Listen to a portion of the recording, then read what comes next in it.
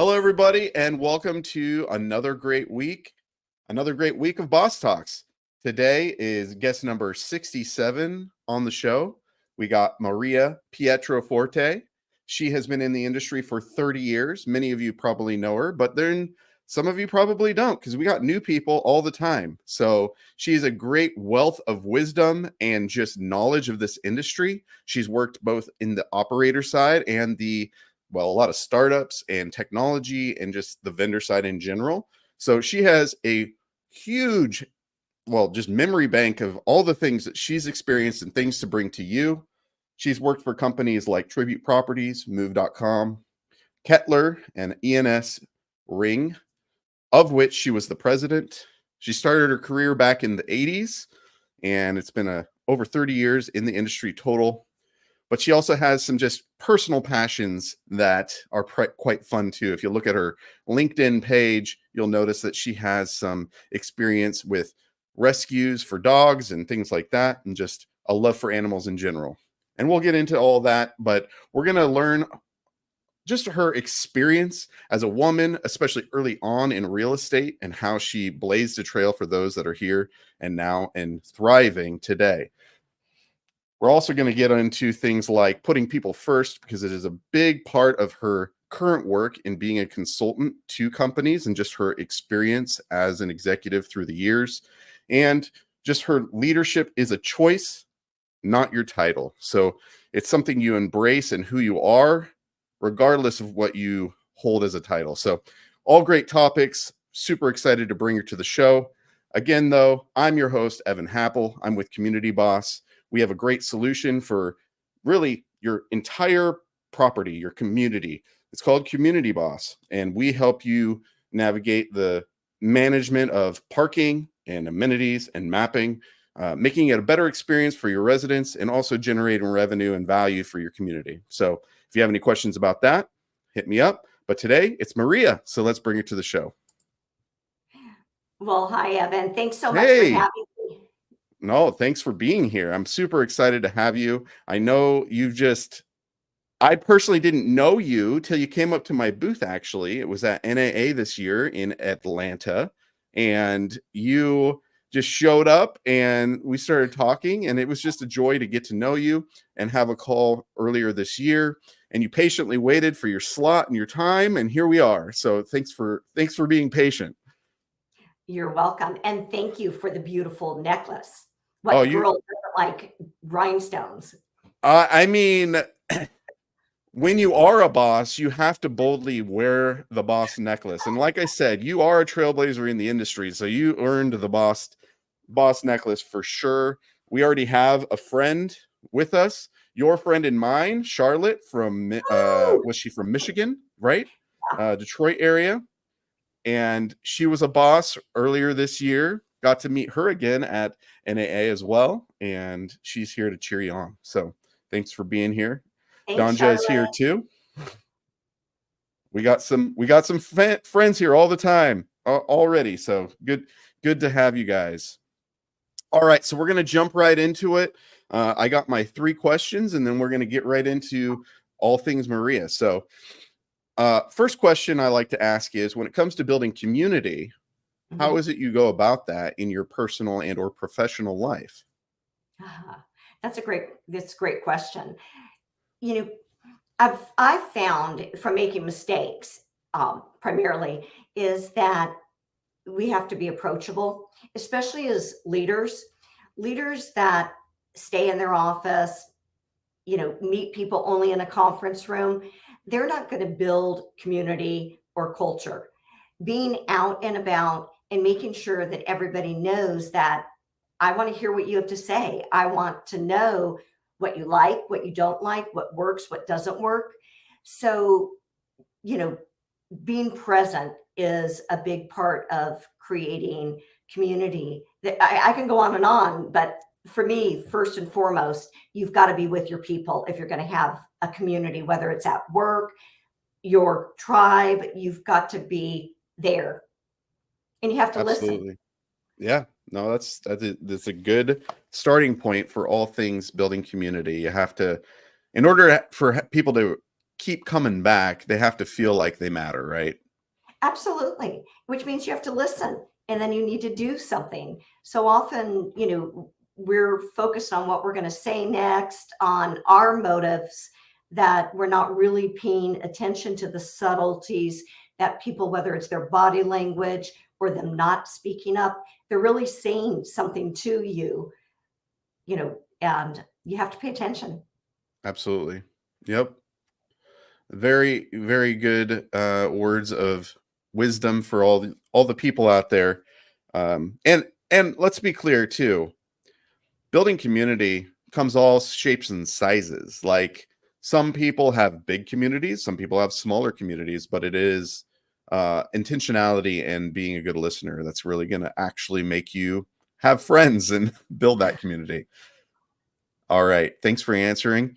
Okay. Next question is, when it comes to hospitality and having people over for dinner, what would you make a special guest?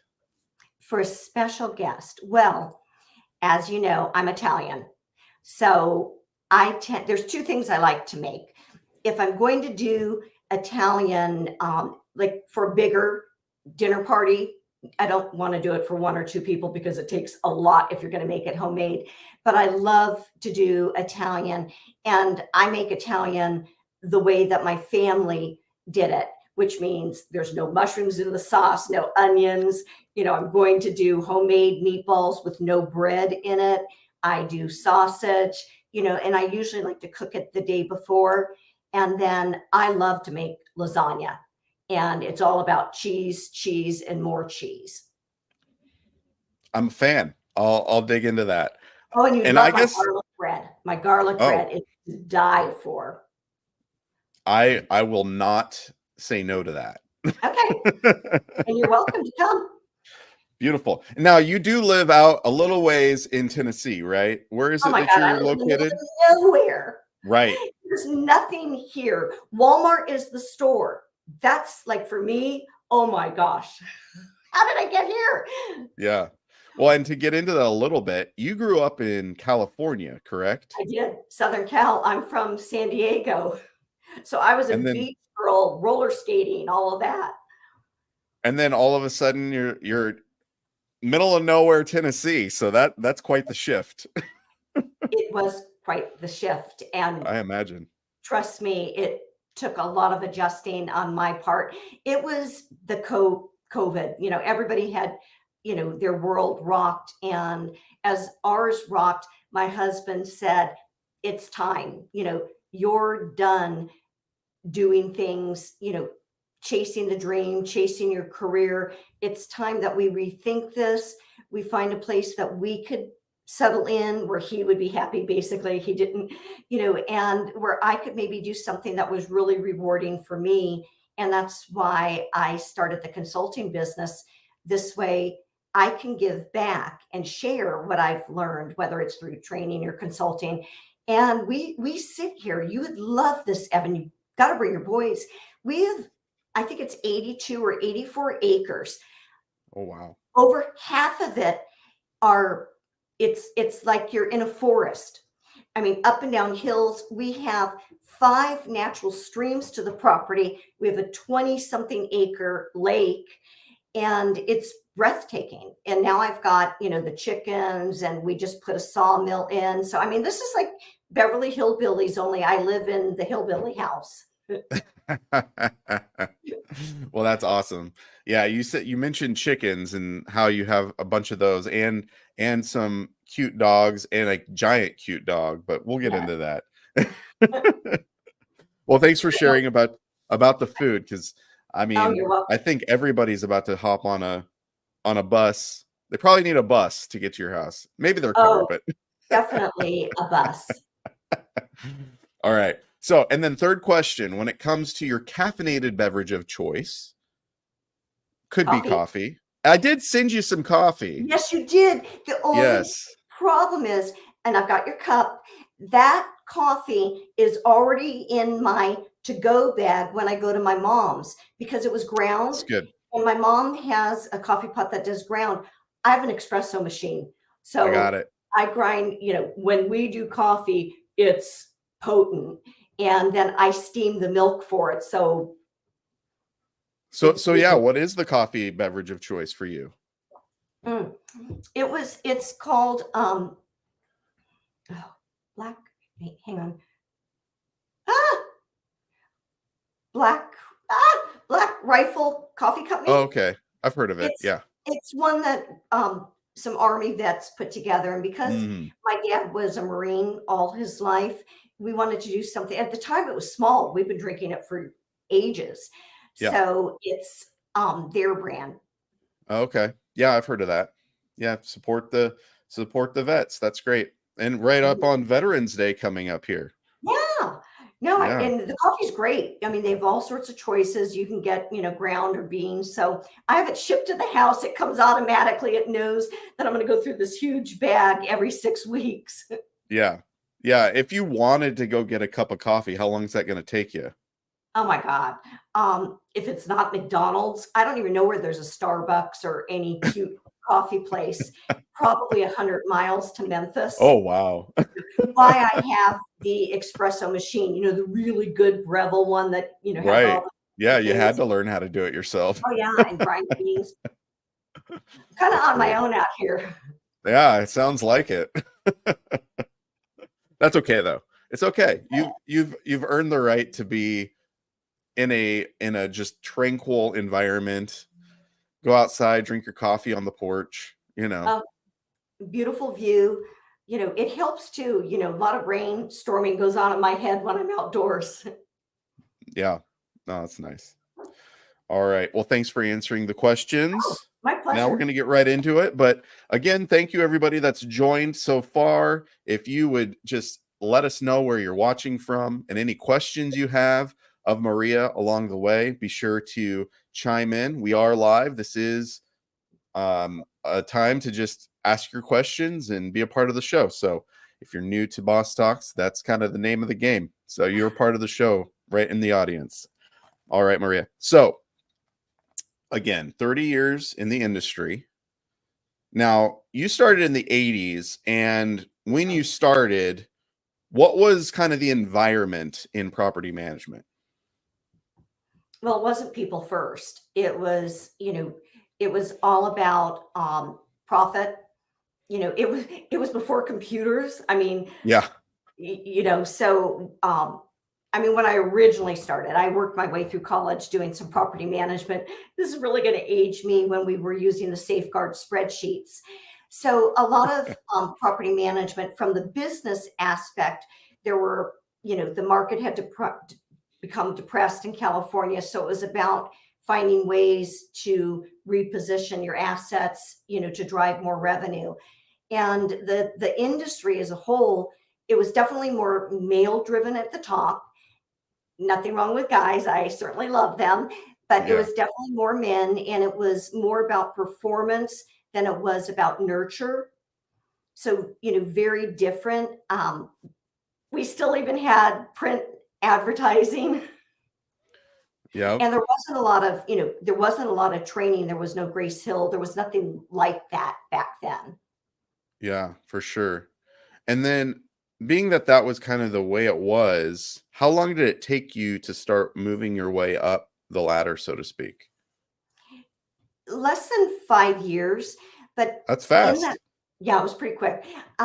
What happened for me is that I was with the company that definitely perform, but yet there were some other people there that was about the marketing, the training, and a lot of third party clients at this time. It wasn't wholly owned, so it's a totally different beast, that you're working with, a lot of different budgets, a lot of different systems.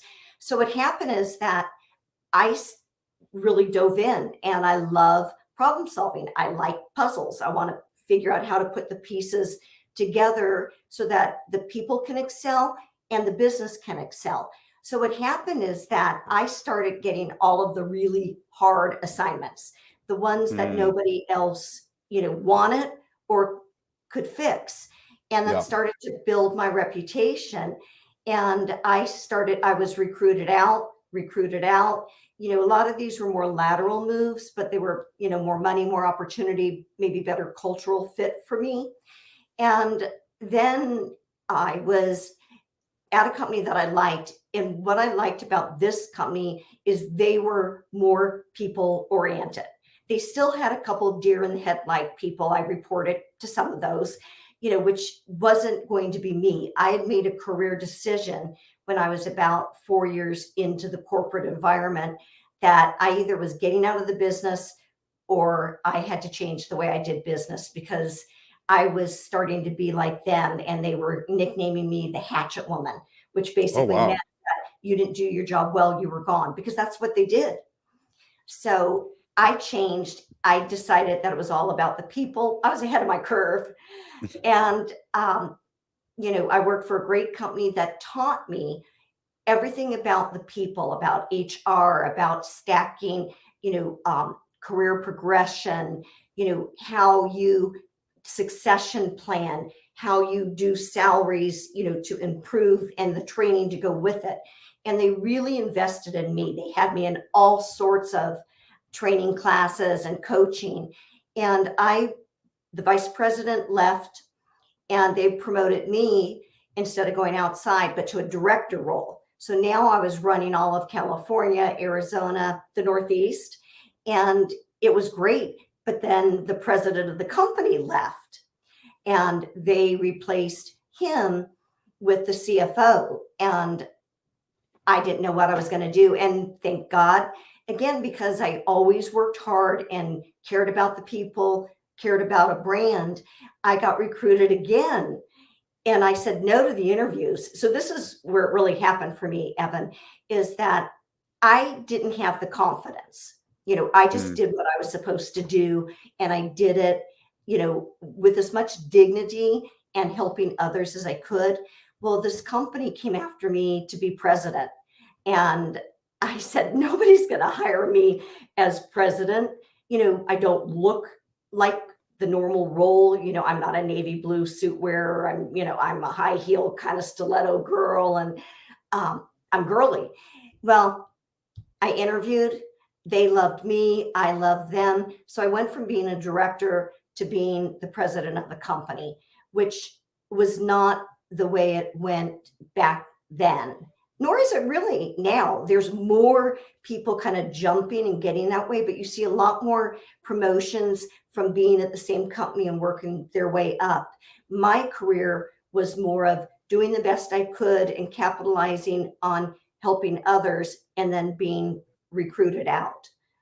And right. so that was my first um, presidency, was at E&S Ring in California. Okay. So, and that happened about 5 years in. No, that would have been, yeah, That's crazy. maybe 8. And that's 8 years out of college, or Pretty much, because college, I started in what I call corporate in 89, uh-huh. and I was president. So 89, I was within 8 years. So and I want to point something out because a lot of times people I don't want to call it bluster or faking it, right? But Uh-huh. like sometimes people are moving up the ladder because they just know how to smooth Oh, yeah, people. they know how to interview, they know how to get what they want. Totally. And you sound like you were like, I'm not sure what I know, but I'm just going to do the best darn job I possibly can.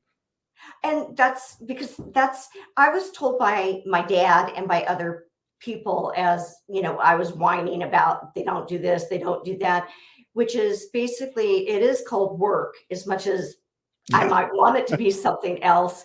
And the person that's signing my check expects something.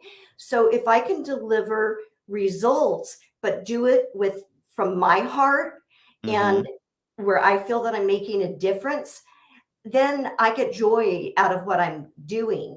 It was Yeah. never my intention to be the best. Like, that's wasn't what I was striving at, in a sense. But what I did is I did my best at everything that was put in front of me, which then, Sure.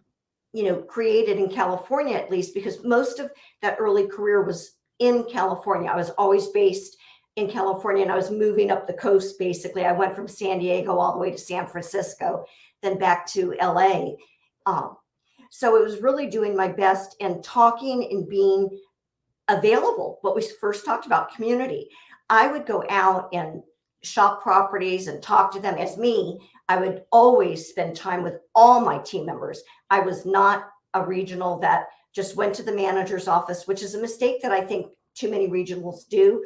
They go in, visit with the manager, maybe walk the property with the manager, but they don't spend any time with the maintenance supervisor, with the tech, with leasing. They're not really finding out what's going on. They're hearing one person's view. Sure. So it built a reputation for me. And Korn Ferry was the recruiter, and they had heard about me as they started, looking for candidates. They had done a national search, and here's this, director, female, again, very different. It was a male president prior to me who believed in people and believed that if you do what you can to support and grow your team, and they're involved in some of the decisions, they're a part of it, that the profits will follow. That was my philosophy. And I told them that, and they loved it. That's great. So once you were in kind of the president executive suite, right? C-suite, you went from, within the operations side or operator side, you went through a few different companies. And then at some point, well, actually, before we get there, what are some things, like, as a woman in the industry at that time, at a high level, what were some things that you saw shifting, and how were you able to be a part of kind of progressing change? Well, it was myself and Julie Smith at Bizzuto. We were among the two, kind of ones in the beginning. There were others, I'm sure, but I just remembered that because we were also competitors when I went to Kettler. I think that some of the groups were embracing it. NMHC seemed to be really thrilled that there were women coming up the ranks, so to say. But it was different because the events, most of the things that happened were men oriented. I don't smoke cigars. They do cigar parties. They're golfing. I'm not a golfer, nor did I want to be. I wasn't going to do things just to hang, with the guys, so to say. Right. So there's a lot of scrutiny. There were, I'm doing a series myself on climbing the corporate ladder in stilettos. And I had everything you could imagine, good and, negative, people taking shots at you because you were female and out there. If I wore a necklace like this, somebody would say something pretty negative. I've had it happen. The stilettos was a problem for a lot of people, and I wore them on the job sites. That's my shoe wear. I don't have tennis shoes. Yeah. So. Yeah. No, that's interesting. So, so obviously there's more and more change when it comes to the types of events. I don't personally see a whole lot of cigar smoking anymore, or I haven't yet. I think we've come to a place, at least I know this, that this is a very heavily woman dominated field when it comes to women tend to enter this, especially the property management side. Maintenance is probably more heavily male, but I'm sure it's shifting. Yeah, I'm seeing it more and more. So it's not like one or the other, and I think in general we're having more of an evening. But if you go to NAA or something like that, you see a lot of women. And there were always a lot of women on the property management side. It was typically when you crossed to corporate where you saw that change. Nowadays, women are very well represented, and there's a lot of us, out there speaking on it. So when we're talking about diversity or inclusion, women, are on the list in my mind. Sure. Everybody should have the opportunity to do what they believe in and to be successful at their dreams if they put in the work. Totally. Yep. Yeah. And I think I think we're getting to a place where it's, to a degree, sometimes the what happens is somebody starts a business, and maybe Uh-huh. at the time it was a male. Uh-huh. And so then that's just how it began, right? So like Yeah. at some point though, there's a shift. Either that person's like, I don't want to do this anymore. The company still exists. I'm here, but I'm not going to be the one running the show. So, they have the succession planning. Somebody comes in, replaces them. And that's the opportunity of finding, not to say it has to be a male or a female. It's just, let's find the right person. Right. Well, a couple of the things that, I think are innate to women is that we tend to be, one of the reasons they didn't want to hire us in those high positions before was they think that we're too emotional. But Mm, emotional in the right setting works, because people can tell by our animation of our face, by that we want to, comfort somebody. So there's a lot of the things that are just natural to us that really works. Nowadays, people, they want to belong, they need to be included. These are the types of things that I think for me and for most women, they're natural because yeah. we've also want to be included. We want to be able to, play with the boys, to do those things. We don't want to be, singled out and identified as you are one of these, you sit here. So we like having our seat at the table. And I think from a cultural hospitality, you're talking about serving meals, some of those things, you know, they're just, we're good at, we're good Hmm. at doing that. So people want to feel good about who they're working with and who they're working for. You know, it's like, okay, this is rock star. How could you not want to work? I love him. It's like, and I've got another one on my desk too. Jinx is up here, but it's those types of, connections that make us real and make us human. And Yeah. that's attractive, I think. Yeah. No, yeah. And I've worked in lots of different industries with men at the top, and I'll tell you, men have emotions too. And it's Yeah, not yeah. usually played out, and it can be played out in a negative way. I've seen some temper tantrums thrown by some. Oh, as have I.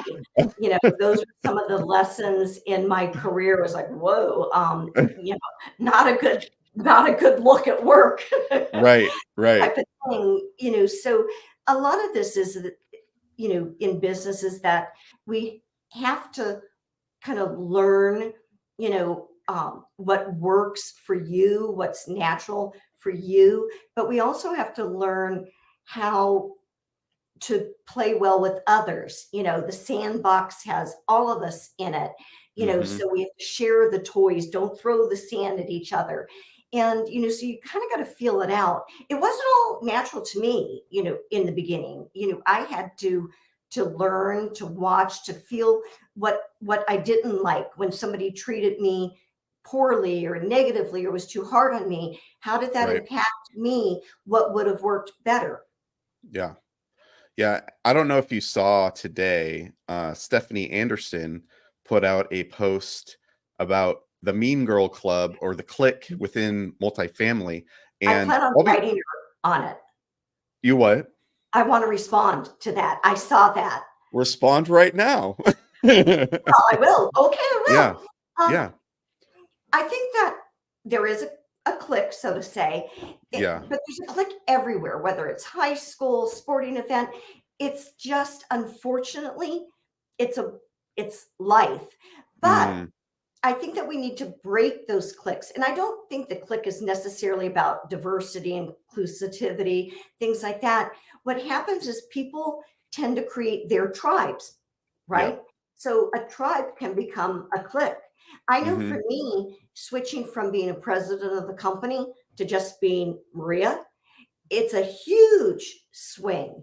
When I Mm, was president, everybody wanted you. They wanted to be around you. They wanted to dine with you, chat with you. yeah. When you're on your own and you want to offer solutions or be of assistance, you've taken on a different light. Now, again, if you're with a big company, a supplier that has a big budget, you still wine and dine. So there Hmm. are these things that ebb and flows about if you're with this company or this company, but it shouldn't be that way. And I think there's more and more of us that are a little bit more universal and all. But I wouldn't, if there's a click and you're not in it, I don't know that I'd really worry about it. Create your own network, widen your network, be Mm. more open to anyone and everyone instead of you have to work here, do this, do that. You Go can around be, it.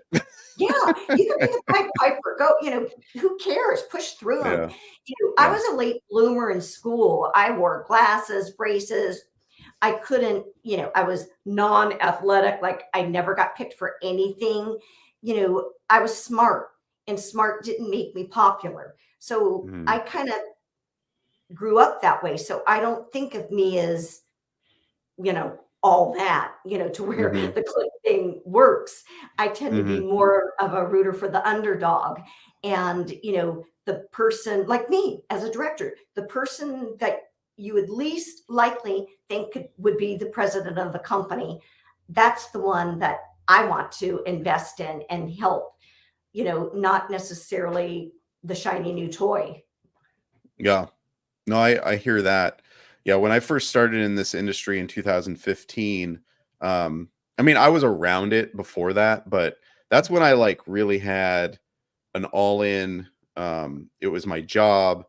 I was learning the industry, the operator side as a supplier, because before that, I was really just on site doing things for the community, building community through the work I was doing, and didn't really have to learn that side. But as I got more and more involved, I did notice what Stephanie was talking about, and I was just like, this is interesting. And at first, I was like, I don't know how much I like this industry, to be Yeah. honest. Like, I was like, I don't know where I fit. I don't know where I go in this, even as a supplier. But I stuck with it, and I've met a lot of people, and I love Well, meeting all the people I've met, and it's gone beyond the click, right? So it it's has. it's What you've done, Evan, which is I love, is that you're with your show, so to say, you have all types of people. You're not cherry picking the popular, one or the biggest company. Your audience is wide. Your guests come from all over, and I love yep. that. So if anything, you are anti-click in what you're I doing. am. I'm anti-click. I'm all about building community, and that's I think what I learned early on in the work I was doing is I was all about being kind of the host and Mhm. being, hey neighbors, so and so over here likes to do this, and I Uh-huh. learned you do too. Hey, you guys should know each other. And it didn't matter like what they looked like or anything. It was just like they had a common interest or whatever. Uh-huh. And it was all about bringing people together and not looking at how much money they had or their socioeconomic standing or the diversity and like keeping people separate, really bringing people together. So that has been like my backstory and history. And so for me, I couldn't do a show and not be my authentic self. So No. that is what it is. No, and I love it. Like I said, I was an unpopular girl growing up. I was the wallflower, the whatever, the brunt of the jokes. But it's made me the person I am now, and that I believe, everybody deserves an opportunity. Whether it's to, Absolutely. safe housing or a career advancement. Yep, totally, 100%. And everybody, like some people just need an opportunity to share what they know or how they got to where they are, and they're not a loud voice. I notice people, they like share comment into somebody's post like on LinkedIn and things like that, and I just pay attention. I have a wide net when it comes to when I see people, And I usually reach out to people that are just, oh, you're a brand new leasing agent, but you're killing it, and I want you on the show or whatever. But they've never been on a podcast. They've never been even given an award yet. And then what's funny is, or interesting is, what's been happening is those people, they're on the show. I'm not saying it because of being on the show, but they then get an award. They then also are getting on more shows, and Well, I love it. you're helping them pave their path. I mean, what you're doing is you're giving people opportunities and confidence.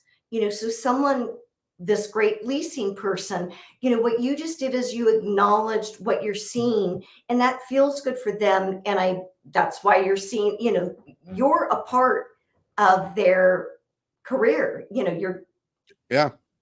You put that It's fun. star on them. I just like to be a part of their life moving forward. Like for me, you're on the show, you're now an alum, and you're a part of the boss tribe. But the boss tribe is wide and far and deep, and it isn't like one group, it's everybody. So join the party, everybody. All right. Well, thank you for speaking to your long history. And then at some point, there's all that, the changes that happen and things like that. But then you not jump ship, but you went over to the supplier side. You went to some startups, you got into the technology. How did you make that transition, and why? Well, I love to learn. I'm a continuous learner. It was something, that helped me in my career. Companies invested in me to learn, and I've always been curious. And I also would recommend, if you're not a curious person, it works really well in business, because I like to figure things out. I'm curious what's going on. So what happened is that I was at Kettler. I was president of Kettler, and my father, who had been a 30-year career Marine, got macular degeneration, and he was going blind. And my family was still in California, and I'm on the East Coast, so I'm not there. So a consultant came to me. He was helping the realtor.com home store conglomerate with a new team to help their stock prices, basically.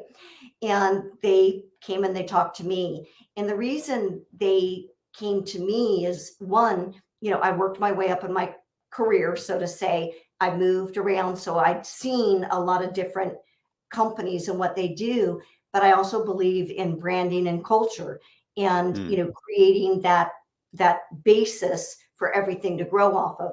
So I interviewed with them, never thinking I'd be on the supplier side, but what I liked and what really interested me, a couple different things. One, technology was up and coming and moving. We were switching from print, everything was going internet, everything was, on the computer. I mean, we're fully in now. About when was this? 2004-ish, maybe. Okay. I'll have to look at my LinkedIn profile. Sure. Yeah. In the early, 2000s. Okay.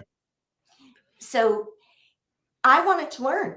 I figured the couple things that made me different as a president of the company is, one, I'm really good when it comes to marketing and branding. I love it. I believe in it. I believe it has to be connected through everything. And it's part of, you build your people, you build your brand, your culture, and everything else follows. So this was marketing, and it was a sales company. So I was going to get to learn and play with all of the big companies. We had AOL. They basically were connected to all, the big search engines. So they needed somebody to come in, rebuild a sales team, rebuild their platform, so to say, our offering online. And I thought, what a better opportunity to learn technology than to run, in a sense, a technology company that happens to be all about marketing. I love it. And not only would I be learning that, but because I could speak the language of these big companies and, what ones that we needed to have by our advertising, I would learn about those companies. So I would be honing in my own property management skills by watching and listening to what all the other companies were saying about what they needed, what their operations were. Because marketing, ILSs is basically the pivotal point of when, the resident's journey. So Right. I did it. I took the plunge and it was Yeah. different. Sure. So back when you did that, you stuck with that company for like 4 years. I think it was more like 3. Okay. What happened is we were home store, which doesn't resonate with renters. I mean, it was like, oh, Home Depot, Yeah. so we were, I was going to do what the other reason that I joined them is they were going to change our name back to RentNet. RentNet had been like the biggest and the best advertising mechanism. So I was going to rebrand the company, rebuild the internal and the external sales teams and all of that. I loved it. So Mm. we did that. We rebranded. We started to gain back, our market share. People started to like us again. And then they decided to change the name again. And we rebranded, which I would never recommend to do simultaneous, like year over year rebrands. Fun, but success, not really. And we rebranded, which meant I rebranded again my rental division to move.com. Okay. And, the name I don't think resonated as well because we don't want people to continue moving. We want them to move Right. once into our apartment community and stay. Sure. So, we had differences of opinions. And then, a couple other things changed. And I thought, you know what?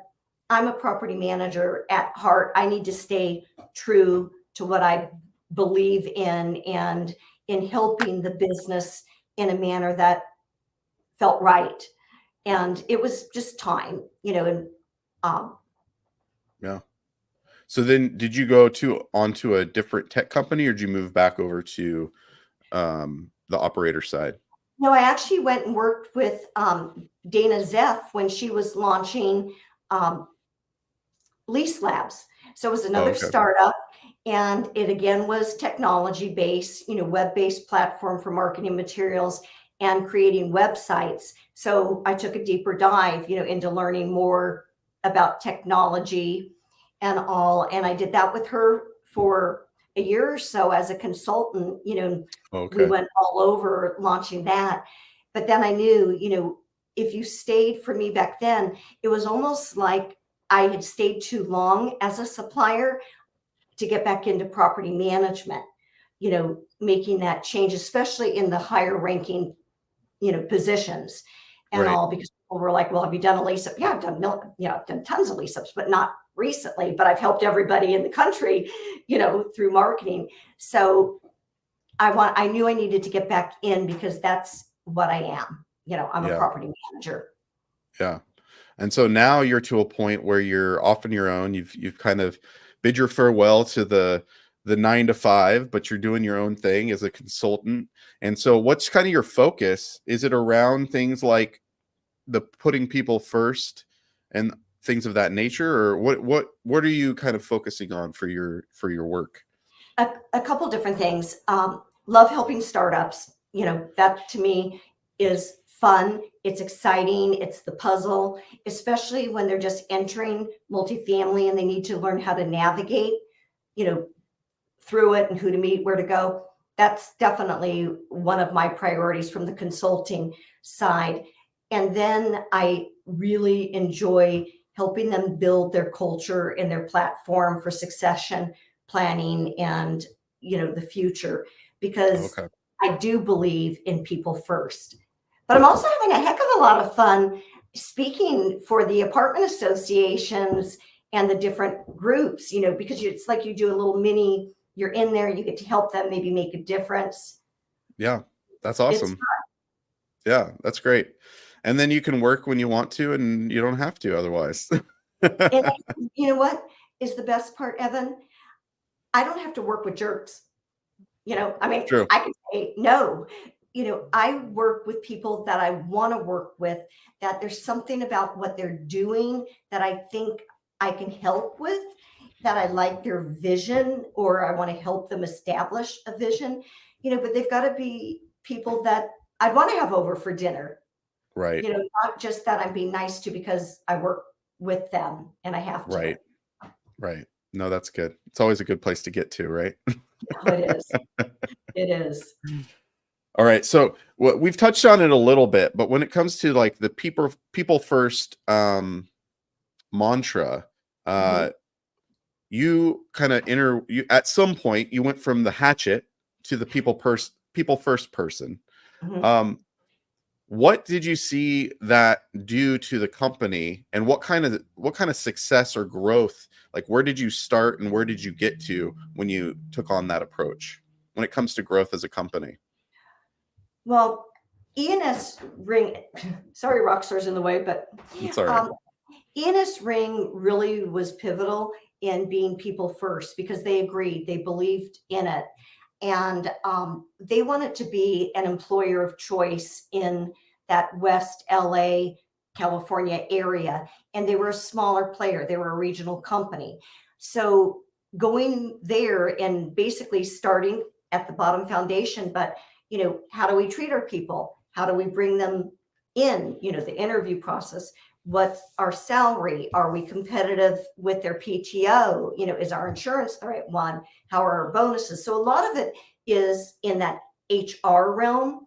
But if you Mm, don't have that right, it's very hard to be people first just because I'm nice if I'm not mm, thinking about you, your well-being, your career trajectory. yeah. What do you need to learn and grow? So I started there. I wanted to kind of fix that. So we went through and, looked at all the job descriptions, made sure that everything was more people service oriented, not task, do this, do that, just a lot more friendly. And you start layering on, our salary guidelines were overlapping. So depending on, where you were, you could be, mid, high, then the job descriptions, so that you could progressively move. But a lot of it was boots on the ground. I was with the team. They knew Mm, me. I was accessible, and it didn't start out easy. It was a tough first year, yeah. to get this, going and get people to believe. But with consistency, um, being there, being vulnerable, sharing your own mistakes, it started to happen. And there's still Mm, people there that worked with me at that company. And they remember because, of course, I brought my dog to work, so, I made a mark in a sense, not necessarily trying to, but just trying to help people be successful and then believing that the business would. A lot of yeah. that came from, I went to school in Asia, by the way. I studied Oh. my senior year, and that was at that time that was how they believed is your frontline workers knew what was going on. So you Mm, build things more around them than up.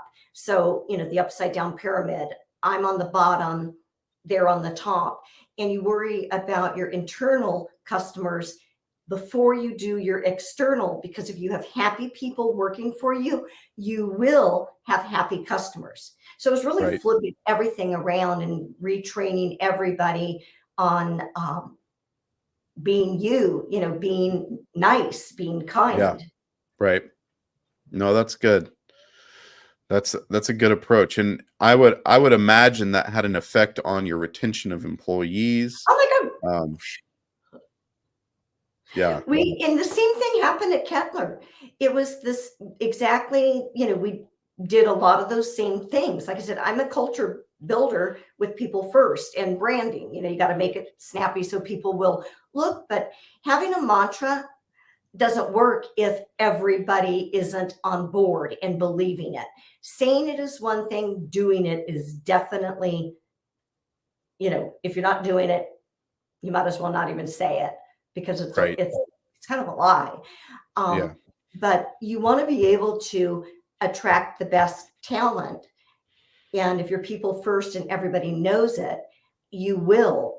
So I used to, again, I'd shop a property and hire somebody because they were excellent. I tell them who I was. I really like you. If you're thinking about making a change, I'd set up lunch dates with who I thought was the best, even though they weren't interested in leaving, and talk to them about, this is what our vision is. This is what we're going to do. And you can be a part of something progressive. Mm-hmm. Yeah. No, that's great. And kind of tied to the idea of people first is instilling in the people the idea of being a leader at any level or any role, and not being tied to your job description or even your title. And so how did you go about kind of instilling that in your people? Well, if you think about it, that was actually me. Mm, I didn't have a vice president title, an SVP, VP when I became president. So it was all about, doing the best I could with a team, making everybody successful. So and I'm I think you already know this, you baited me, but I'm a big believer that your title has nothing to do with your leadership ability.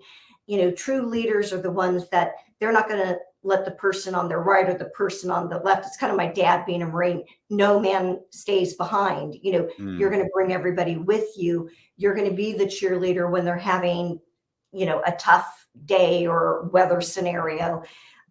You're going to mentor others naturally. It's what you want to do. You want everybody to be successful. I mean, those are attributes, of leaders, and you don't need the title to be that person. You want to help, you want to make a difference. absolutely. Well, that's good. And I hope more and more people, because I've been in similar situations where I was definitely not a leader in the Mhm. sense of given a title, but I don't know what it is. Like, I find myself in that position frequently in whatever realm I'm in. I'm currently the PTA president of my elementary school for my kids. I don't know why. That just happened. Uh, yeah. Anyways, another topic for another day. But it's happened like that for me in a lot of different scenarios. And I think if you are a person that has a conviction and within your role, regardless of being put to the top, Mhm. people will look at you as a leader. My wife actually is in that kind of that scenario. Like, she's not a manager, but people are constantly assuming she is because she takes an assertive stance within meetings and things and shares and this and that. And then they're like, wait, you're not a manager? She's Well, like, yeah. and it happens naturally for some people.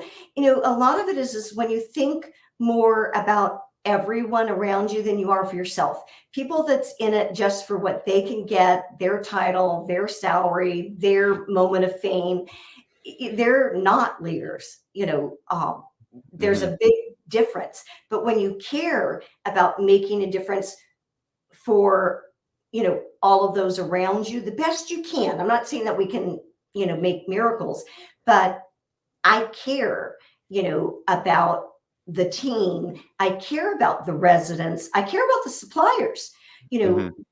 and you do little things that say that it sets you apart. I would call the suppliers back. Not a lot of leaders will take a supplier call. I mean, there's even some on LinkedIn that you can't even befriend them if you don't know their personal email. I'm like, really? You Yeah, know, I mean, that's not very you know, right. people friendly. It's like, I'm what's, very I'm very important. You must yeah, you know my must, email to connect. yeah. I mean, why are you on LinkedIn then? But it's, so there's little things like that that matter. Being Right. willing that, hey, we have an emergency. I'll be there. I'm here. What can I do to help? Yeah, absolutely. Well, thanks for sharing on those things because I think they're very important. I think, as we continue to shift our leadership at higher levels, we first have to develop leaders at the levels they're at. So we have to make sure people are um, given opportunities to feel like they can be a leader, even if they aren't in a manager role or in a position of quote unquote power, but to empower people. Well, what you just said, Evan, is really important. If you're going to have a people first culture, you also have to develop your people. You've Yeah. got to have training, or the ability for them to go outside of the network, so to say, for training. I was fortunate in my early years that companies allowed me all sorts of different training, certifications and things like that. I think that too many companies think that the training they provide is enough, and it's not. You need, to experience and have exposure so that you could pick what feels right, for your style. So, training really matters, and Oh development yeah, of your team. absolutely. Yep, it sure does. Yeah, continued education, giving people opportunities to try things that they've never done and maybe fail, but that's all right. You just I know what learn, that's right? like. Yeah. Yep. You gotta just get exposure to stuff, and you find out what you like, what you don't like, what you're good at, what you're not. Maybe I'm not very good at that. Mhm. Oh, no, there's certain things that it's like, don't call me to be a consultant on, I don't like that. I don't know enough about it. That's not one of my areas of expertise. Yeah. So, Yeah. Yep. It's good to get to a place where you know your strengths and weaknesses, and then you know who to hire to fill in the yeah, gaps, and and that's, I think, good leadership as well, is to like own the fact that I'm not good at this. I well, need help. that's why you surround yourself, with a lot of talented people, and Right. let them do their jobs. Do not be Mhm. so controlling. Right. 100%. Totally agree. Well, thank you so much for speaking on that. And then we're going to wrap up, but I want to give you an opportunity to speak on your love of animals, some work you've done in that regard, and your big, huge bundle of love, your Roddy. I forget her. What's his name? Gunner, after my father. Gunner. Yes. So He was beautiful. Gunner was supposed to be your husband's dog, right? Yes, he was. I've And always been a little dog person, okay. kind of the Fifi, the girly girl um, dog. And Mike wanted a Rottweiler. He had had when we first met, and we'd been kind of waiting for the right time, and we got this Rottweiler puppy, and I wasn't all that into it. It was like, oh great, we're getting a Rottweiler, and I fell in love.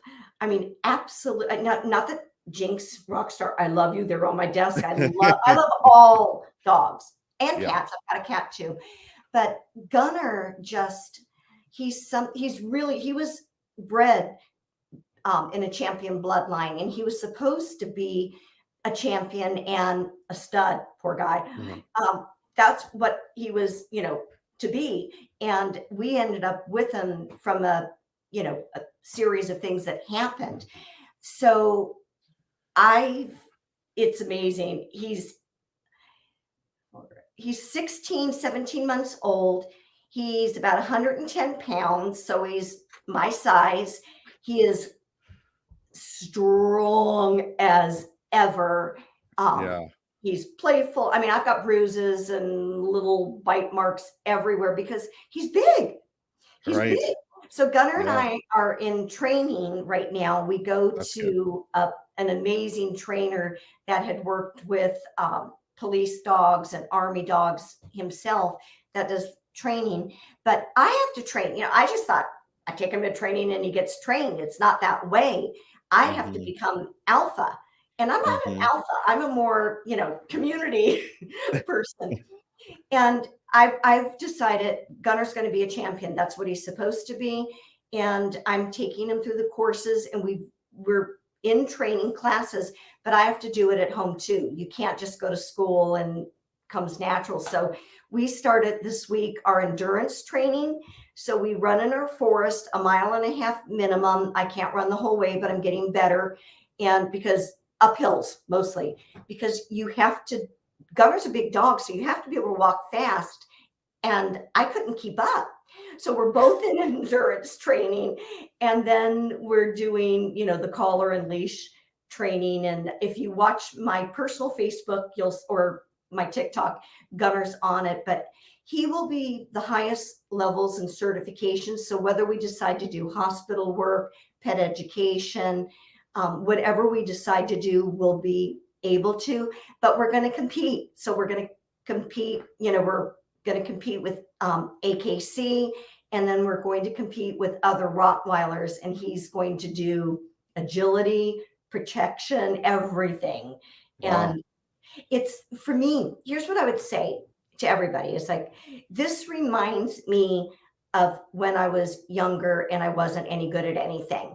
And, the wallflower, and I wanted to be like the others. Here I am again in that same scenario. I'm not good at this. I don't have the endurance for it. I've never done it, but I'm out of my comfort zone. And when you put yourself out of your comfort zone, it's the most rewarding as you take those steps. So whether it's in your career progression or training a Rottweiler that's as big as me, it's the same type of mindset that I want to do this. I'm willing to do this. I'm going to do the work to do this. So Gunnar and I, because we had this call, we've already done our 1.5 miles. We've already done our ramp training. We've done our heel. We've already done all of that. And then, kind of threw on I do have my leggings on from the from the run still. But I want to do it. He deserves, just like your people deserve. He deserves to be his best. Your employees, your tribe deserves to be their best. So I'm going for it. Well said. And I think a great way to end.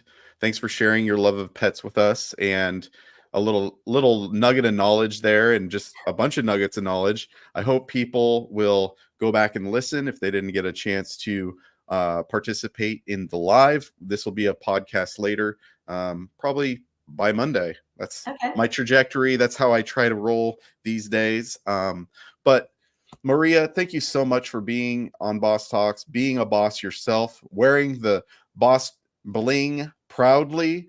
And just like Maria, who, yes, she has climbed the ladder. Yes, she has had a great career, is on the show and is a boss. But that doesn't mean you can't be a boss. So if you want to be on Boss Talks, you have something to share. Your story is compelling and something you want others to hear. I want you to be on the show as well. Next week, it's going to be a great one. So make sure you check it out. I have somebody from Delaware going to be on the show, which I haven't had yet. And so that's going to be fantastic. Make sure you watch out for that. But again, thank you everybody that participated today and commented. And I just so appreciate your participation. So until next week, it's been Boss Talks, and thanks for listening.